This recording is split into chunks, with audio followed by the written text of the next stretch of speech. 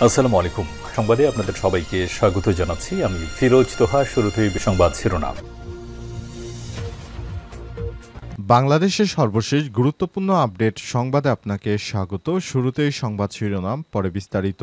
প্রথমে জানাবো আমাদের হাতে থাকা সর্বশেষ গুরুত্বপূর্ণ সবথেকে তাজা আপডেট সংবাদ। বৃষ্টি ভয়ঙ্কর জে-10C যুদ্ধবিমান কিনছে বাংলাদেশ। খরচ হবে ২৭,০০০ কোটি টাকা। বাংলাদেশ বিমান বাহিনীকে আধুনিকীকরণ ও জাতীয় আকাশ প্রতিরক্ষা শক্তিশালী করতে বড় ধরনের পদক্ষেপ নিতে যাচ্ছে বাংলাদেশ সরকার। এর অংশ হিসেবে চীনের তৈরি জে-10C ২০টি মাল্টিরোল যুদ্ধবিমান কেনার উদ্যোগ নিয়েছে অন্তর্বর্তীকালীন সরকার, যার মোট ব্যয় ধরা হয়েছে ২২০ কোটি মার্কিন ডলার। বাংলাদেশি মুদ্রায় যার খরচ হবে ২৭,০৬০ কোটি টাকা।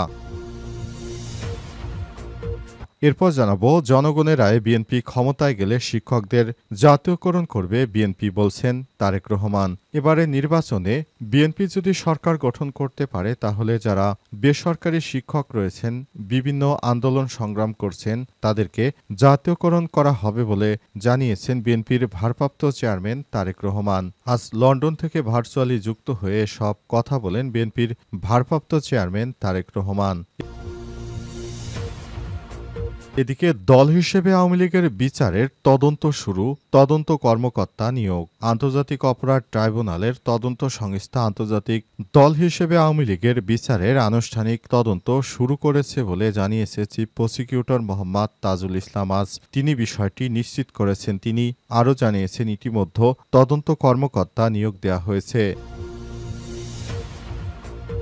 এবারে জানাবো, বেনাপোল কাস্টমসে দুদকের অভিযান, ঘুষের টাকা সহ আটক ২। ঘুষের ২,৭৬,০০০ টাকা সহ আটক হওয়ার পর অনৈতিক সুবিধায় ছেড়ে দেওয়ার অভিযোগ উঠেছিল দুদকের কর্মকর্তাদের বিরুদ্ধে। এরপর স্থানীয় ব্যবসায়ীরা দুদকের গাড়ি ঘেরাও করে অবশেষে দুদকের কর্মকর্তারা গ্রেপ্তার শামীমাকে আবার নতুন করে গ্রেপ্তার দেখিয়েছে। এই ঘটনায় তাকে আদালতে তোলা হলে বিচারক তাকে জেলহাজতে পাঠানোর নির্দেশ দেয়। এবং সর্বশেষ জানাবো, ভারতের রাজস্থানে শুরু হলো রাশিয়া ভারতের যৌথ সামরিক মহড়া ইন্দো ২০২৫। ভারতের রাজস্থানে মরুভূমিতে শুরু হয়েছে রাশিয়া এবং ভারতের যৌথ সামরিক মহড়া ইন্দো ২০২৫। সন্ত্রাস বিরোধী অভিযানের অংশ হিসেবে ভারত ও রাশিয়া যৌথভাবে এই মহড়া চালাচ্ছে। উদ্দেশ্য হচ্ছে সন্ত্রাস মোকাবিলা করা। প্রিয় দর্শক, এতক্ষণ শুনছিলেন সংবাদ শিরোনাম, এবারে বিস্তারিত। তবে তার আগে বন্ধুরা, অনুরোধ থাকবে এই সংবাদটিতে একটি লাইক দিন। এই চ্যানেলে আপনি নতুন হয়ে থাকলে আমাদের সংবাদটি দেখতে দেখতে চ্যানেলটি সাবস্ক্রাইব করে রাখুন। কমেন্ট করে বন্ধুরা আপনার মূল্যবান মতামত জানিয়ে দিন আপনি বিশ্বের কোন দেশ থেকে বা বাংলাদেশের কোন স্থান থেকে আমাদের সংবাদটি দেখছেন এবং শুনছেন। আর বন্ধুরা, সংবাদটি আপনার সোশ্যাল মিডিয়া ফেসবুকে শেয়ার করে বন্ধুদেরও দেখার সুযোগ করে দিন। এবারে বিস্তারিত। বৃষ্টি ভয়ঙ্কর জে-10 যুদ্ধবিমান কিনছে বাংলাদেশ। খরচ হবে ২৭,০০০ কোটি টাকা। বাংলাদেশ বিমান বাহিনী বিএএফ এর আধুনিকীকরণ ও জাতীয় আকাশ প্রতিরক্ষা শক্তিশালী করতে বড় ধরনের পদক্ষেপ নিচ্ছে অন্তর্বর্তীকালীন সরকারের অংশ হিসেবে চীনের তৈরি ২০টি জে-10C মাল্টিরোল যুদ্ধবিমান কেনার উদ্যোগ নিয়েছে সরকার, যার মোট ব্যয় হবে ২২০ কোটি মার্কিন ডলার, বাংলাদেশি মুদ্রায় প্রায় ২৭,০৬০ কোটি টাকা। সরকারি নথি অনুযায়ী যুদ্ধবিমানগুলো কেনা, প্রশিক্ষণ যন্ত্রাংশ, অন্যান্য আনুষঙ্গিক খরচ মিলিয়ে এই প্রকল্প বাস্তবায়িত হবে। ২০২৭ সালের মধ্যে প্রকল্পের অর্থ পরিশোধ করা হবে ১০ বছরের কিস্তিতে, যা চলবে ২০৩৫ থেকে ৩৬ সাল পর্যন্ত।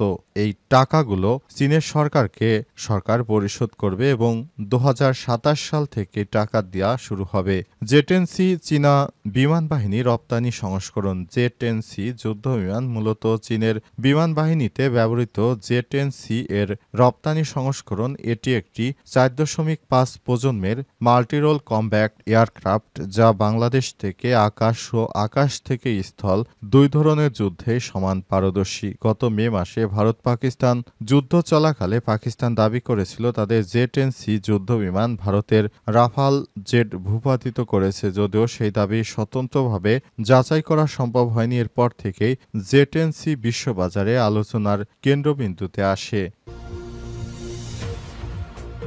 জনগণের রায়ে ক্ষমতায় গেলে শিক্ষকদের জাতীয়করণ করবে বিএনপি, বললেন তারেক রহমান।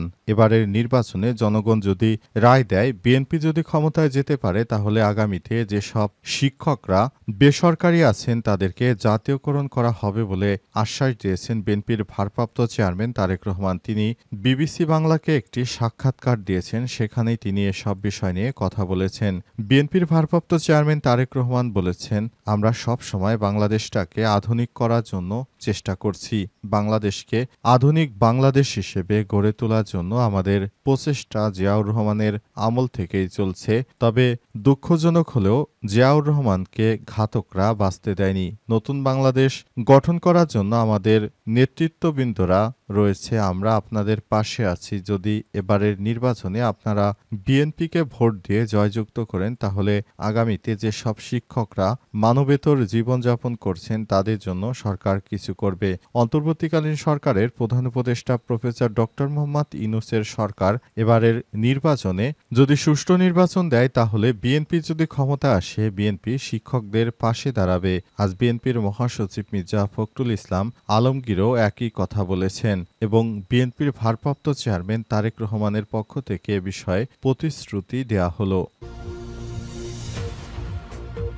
দল হিসেবে আওয়ামী লীগের বিচারের তদন্ত শুরু, বলছে তদন্ত কর্মকর্তা নিয়োগ। আন্তর্জাতিক অপরাধ ট্রাইব্যুনালের তদন্ত সংস্থা রাজনৈতিক দল হিসেবে আওয়ামী লীগের বিচারের আনুষ্ঠানিক তদন্ত শুরু করেছে বলে জানিয়েছেন চিফ প্রসিকিউটর তাজুল ইসলাম। তিনি বলেন, ইতিমধ্যেই আওয়ামী লীগকে বিচারিক কাঠগড়ায় দাঁড় করাতে হবে, সেজন্য তদন্ত কর্মকর্তা নিয়োগ দেওয়া হয়েছে। আওয়ামী লীগের সরকার যেসব দুর্নীতি ও বিভিন্নভাবে নানামুখী ষড়যন্ত্রমূলক কর্মকাণ্ড করেছে, সেসব বিষয়গুলো আমরা দেখতে পাচ্ছি। আওয়ামী লীগকে অবশ্যই এর জন্য তাদেরকে বিচারের মুখোমুখি হতে হবে। অন্তর্বর্তীকালীন সরকারের সময় থাকতেই আমরা আওয়ামী লীগের বিচার কাজ শুরু করব, তবে আগামী নির্বাচন পর্যন্ত যতদূর করা যায় ততদূর করা হবে বলে জানিয়েছেন চিফ প্রসিকিউটর তাজুল ইসলাম। অন্তর্বর্তীকালীন সরকারের প্রধান উপদেষ্টা প্রফেসর ডক্টর মোহাম্মদ ইউনূসের সরকার ক্ষমতায় আসার পর দেশে যে আওয়ামী লীগের অরাজক পরিস্থিতির বিভিন্ন বিষয় সামনে আসে এবং সেগুলোকে পর্যায়ক্রমে বিচারের আওতায় নিয়ে আসা হচ্ছে। ইতিমধ্যেই আওয়ামী লীগের বিষয় নিয়ে সরকার একটি নীতিমালা গ্রহণ করেছে যে বিচারিক কার্যক্রম যতদিক পর্যন্ত শেষ না হচ্ছে আওয়ামী লীগের কার্যক্রম নিষিদ্ধ থাকছে। তবে পার্মানেন্টভাবে আওয়ামী লীগকে এখনও নিষিদ্ধ করেনি অন্তর্বর্তীকালীন সরকার। আওয়ামী লীগকে বিচারের আওতায় আনা হবে এবং বিচার শেষে তারপর তাদের ব্যাপারে সিদ্ধান্ত নেবে অন্তর্বর্তীকালীন সরকার বলে যুক্তরাষ্ট্রের নিউ ইয়র্কে জাতিসংঘের অধিবেশনে বক্তৃতা রাখার ফাঁকে এক আন্তর্জাতিক গণমাধ্যমে সাক্ষাৎকার দেওয়ার সময় বাংলাদেশের অন্তর্বর্তীকালীন সরকারের প্রধান উপদেষ্টা প্রফেসর ডক্টর মোহাম্মদ ইউনূসের সরকার এসব বিষয়ে কথা বলেছেন। বেনাপোল কাস্টমসে দুদকের অভিযান, ঘুষের টাকা সহ আটক 2। ঘুষের 2,76,000 টাকা সহ আটক হওয়ার পর অনৈতিক সুবিধায় ছেড়ে যাওয়ার অভিযোগ উঠেছিল দুদক কর্মকর্তার বিরুদ্ধে। অবশেষে সব নাটকীয়তার অবসান ঘটিয়ে রাজস্ব কর্মকর্তা শামীমা আক্তারকে আনুষ্ঠানিকভাবে আটক দেখানো হয়েছে।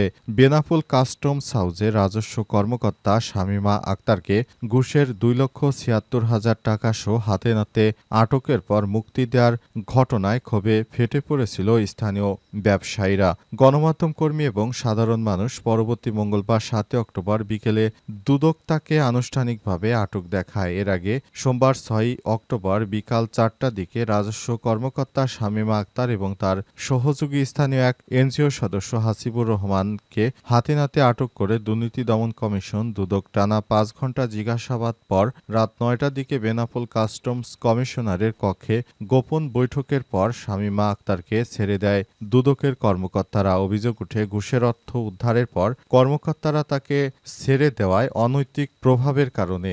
এই ঘটনায় ক্ষুব্ধ জনতা ও গণমাধ্যম কর্মীরা দুদক সদস্যদের গাড়ি ঘেরাও করে পরিস্থিতি শান্ত হওয়ার পর মঙ্গলবার বিকেলে দুদক আবারও রাজস্ব কর্মকর্তা শামীমা আক্তারকে আটক দেখায়। দুদকের সমন্বিত জেলা কার্যালয় যশোরের সহকারী পরিচালক আলামিন বাদী হয়ে শামীমা আক্তার ও এনজিও সদস্য হাসিবুর রহমানের বিরুদ্ধে ঘুষ গ্রহণের অভিযোগে মামলা দিয়ে আদালতে উপস্থাপন করলে বিচারক তাদের কারাগারে প্রেরণের নির্দেশ দেয়।